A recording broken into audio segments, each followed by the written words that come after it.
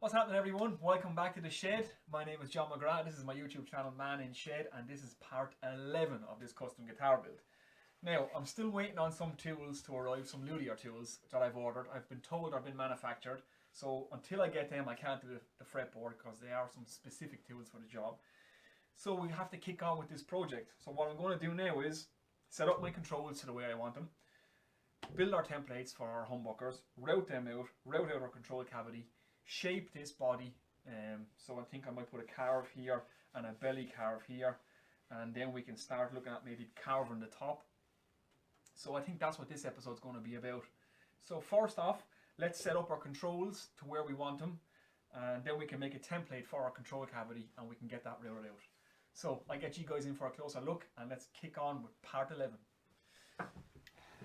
Okay, so we're going to lay out our controls for this guitar now, and what I've decided to go with is a master volume, 2 tones, and a 3-way selector switch. Now the tones might be push-pull pots or push-push pots.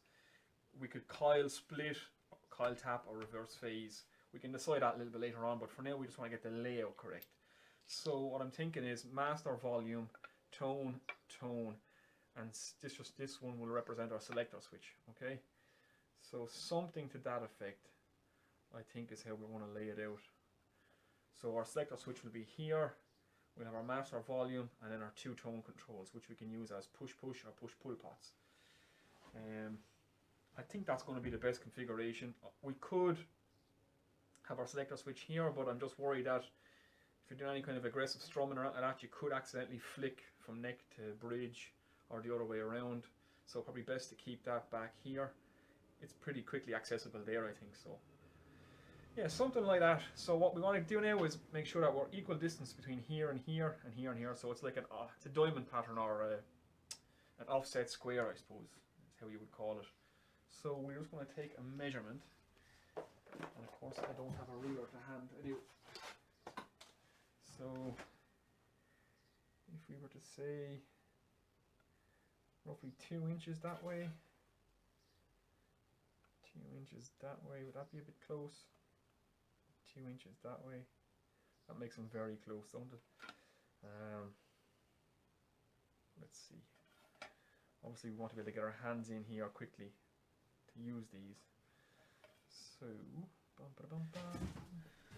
okay, there's a better visual representation of what the guitar is going to look like. So there's our pickup rings. These aren't the ones we're using, but they're just a visual reference. This line here is where our bridge is going to sit, so this pickup is going to be fairly close to our bridge. It'll be somewhere around here. So yeah, I think I'm good with that. So what I'm going to do is keep these two parallel to this maple line here, and have another line parallel to that, and we just offset them. So we're roughly 30 mil from our maple line there. So I'm going to mark that, draw a line here, and then we're going to mark off that then a further 40 mil to these ones. I'm going to draw a line parallel to that, and then we'll mark in our offsets. So I'm going to do that there now. Hopefully you can see that. This might be a little bit fast forwarded, so you'll see what I'm doing.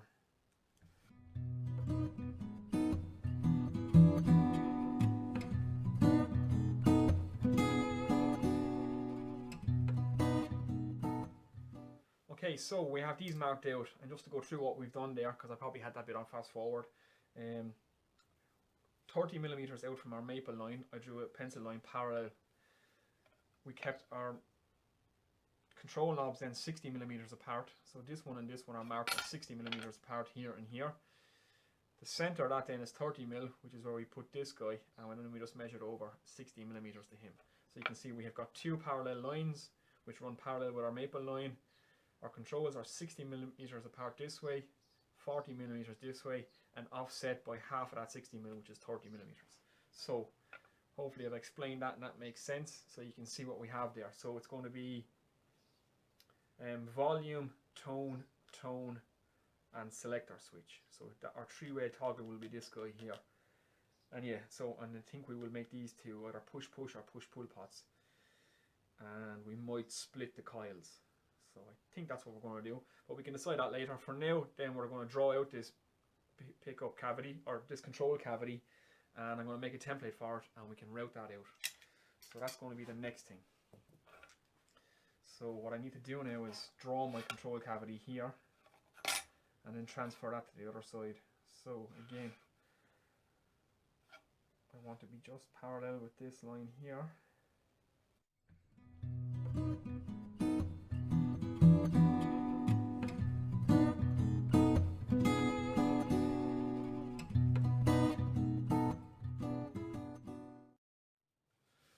And our jack input will come from this side. So now what I need to do is just make a template of this. So again, we're going to get the greaseproof paper, make our template, take it to the bandsaw, cut it out, and yeah, that should be good at that.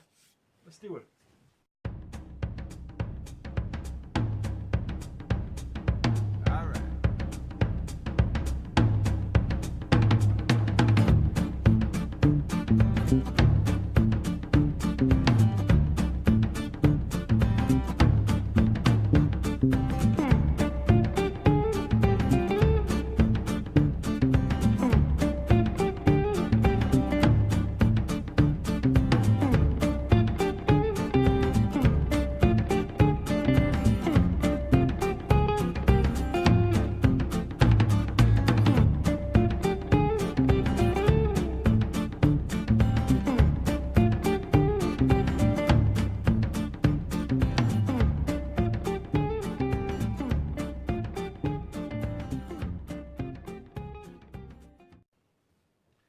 Okay, we have our template made, and we have to just spend a bit of time cleaning it up, making sure this is perfectly flat. Obviously, whatever we cut into this, that's what our router is going to follow, and that's what it's going to cut into the guitar. So we want to get this as close as possible as we can to our final curve and get this perfectly straight, because again, our router will follow it.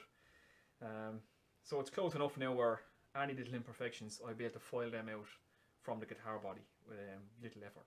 So that's pretty good. So this is our top. So what we want to do then is take this and transfer this to here, mark it out. So what I'm going to do now is just going to take these measurements, I'm going to transfer them to this side, mark this out, drill it out, and get ready for it out. So that's what we shall do next. Right, so we have our template transferred to the far side. Now what we're going to do is remove as much of this material as possible to make it easier for our router. So we're going to use some Forstner bits, or Forstner bits, I hear some people call them. I have roughly marked out with some tape as our depth.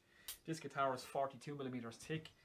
The collars on our controls will have a 10mm thread. So I want to get down to about 5mm between the end of my control cavity and my top. 5 to 7mm, just enough so I can get my nut on the thread and be able to put on my knobs. So yeah, so let's do that. We're going to drill out as much of this as possible, then we're going to get the router on it. We'll fix our template and we'll use this then for our router guide. Let's do it.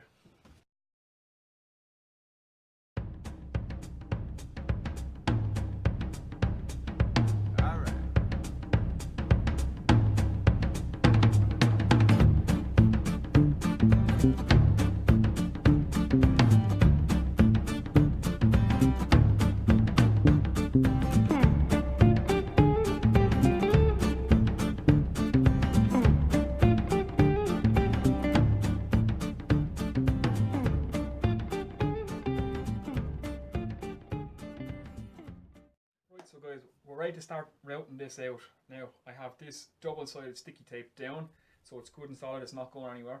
I've just put this piece in just to give the router something to run on. That's the same level as this. I've also just got one of the negatives, or the offcuts of the body. I've just put that in to support this part of our template. The router bit we're using is just a short one for now. It has the roller bearing guide on it, so that guide will run along our template.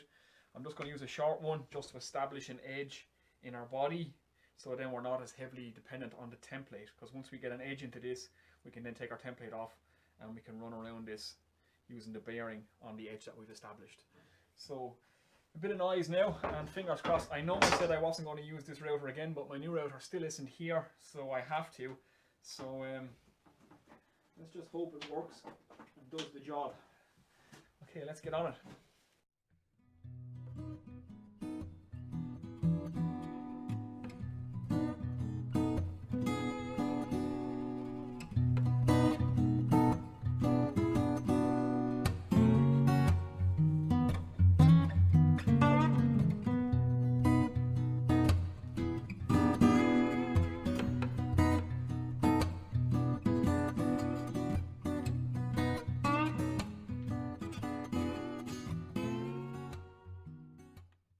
Right, there's our control cavity routed out. We're down about 35 mil, which should give us, we should be close enough to our surface that we can get some threads and our nuts on our potentiometers, so we get our control knobs on. So yeah, so again I just double-sided sticky taped down the templates, just a bit of something to support the edge of this template, this timber. Obviously this piece then just for our router to run out here on, just to keep it all the same level. And yeah, so not too bad. Now we need to make a template for our pickup cavities and do the same process. So on to that. Okay, so we're going to make a template now for our pickups. Again, our center line will be important here, so I just want to make sure that we have a straight line up and down and a straight line left and right, that everything is meeting at right angles. So I'm just going to use the protractor here for that. So just to give me a line up here and a line here. If I keep my edge straight there. It should be at right angles to that. It's done right. Yeah. Okay, so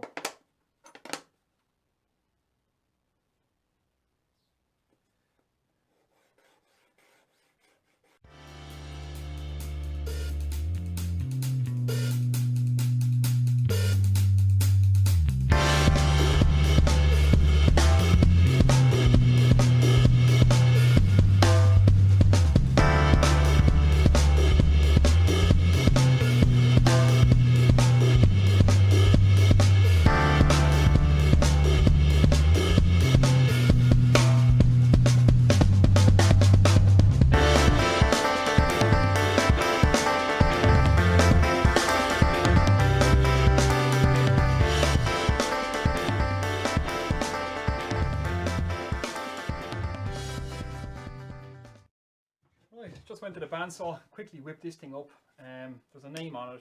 It's like what jewelers use for inlay work as well. It took me 5 minutes, and this should make it easier to cut this template out. So just rest the template here, and I can cut away. Okay, that looks good.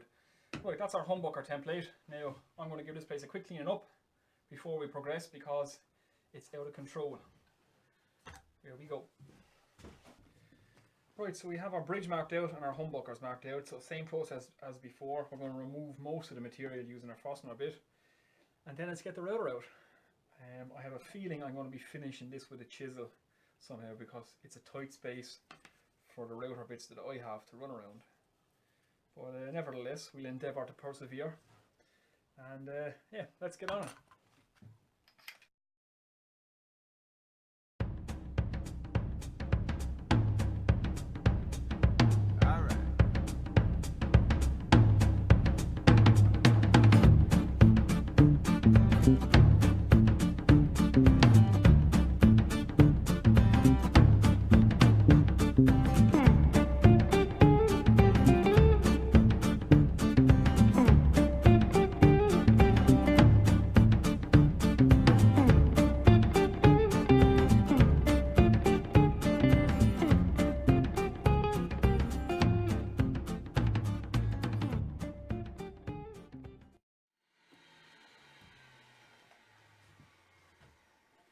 Okay, so there we go. We're down to depth. I just have to tidy up the corners a small bit, obviously, because the router can't get right into the corner. The pickup corner is a little bit, it's rounded, but it's almost 90 degrees, so just a small touch off each corner, and that should be good. And then I just need to drill down a small hole either side, just to allow for our pickup spring screw to be able to go down. Right, that's it. So we're going to repeat that process onto the neck pickup, and then it's going to be shape the guitar. So I think what we'll do is we'll cut you guys back in when I'm coming to shape the guitar, because you've seen how this is done. I'm just going to move this up, repeat the process, and that's it. Right, so we have our pickups chased out. Everything's ready to go. A little bit of tidying up to do around them. A little bit of sanding and shaping yet to go, but they're fitting well. So now what we have to do is get access for our pickup wire through here into this one, and then into our control cavity, and also drill a hole down from our bridge in here so we can take our ground for our bridge in. I want to pre-drill our control knobs, and I want to drill in our jack plug. So that's the next thing. Let's get on that.